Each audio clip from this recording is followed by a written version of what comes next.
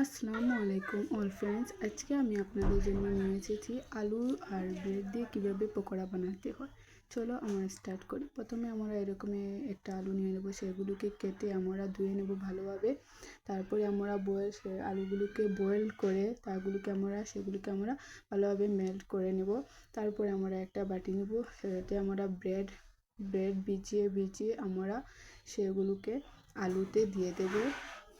তারপরে আমরা সেগুলোকে আলুতে দিয়ে দেবো আমরা 1 কটুরি পরিমাণ যে ময়দা দিয়ে দেবো। আপনারা পারলে বেসনও দিয়ে দিতে পারবেন। আর তারপরে আমরা সেটাকে দিব একটু আদা রসুনের পেস্ট দিয়ে দেব। তারপরে আমরা পেঁয়াজের পেস্ট দিয়ে দেব। আর তারপরে পরিমাণ মতো একটু লবণ দিয়ে দেবো আমরা সেগুলিতে। তারপরে আমরা সেগুলিতে দেবো একটু পরিমাণে হলুদের গুঁড়ো, তারপরে দেব একটু পরিমাণে জিরের গুঁড়ো, তারপরে দেবো একটু পরিমাণে মরিচের গুঁড়ো দিব। আর তারপরে দেবো আর একটু পরিমাণে 12 বাকরের গুঁড়ো দিয়ে দেবো। সেগুলোকে আমরা ভালোভাবে মিক্স করে নেব। সেগুলোকে ভালোভাবে মিক্স করব যাতে আমরা পকোড়াগুলো একটু নরম হয়ে যায়।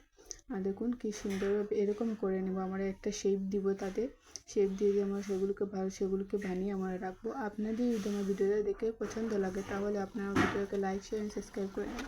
তারপরে আমরা সেগুলোকে ফ্রাই করে নেব। পকোড়াগুলোকে ভালোভাবে সুন্দরভাবে সেগুলোকে আমরা ফ্রাই করে নেব, যাতে সেগুলোকে ভালোভাবে মুচমুচে হয়ে যায় পকোড়াগুলো।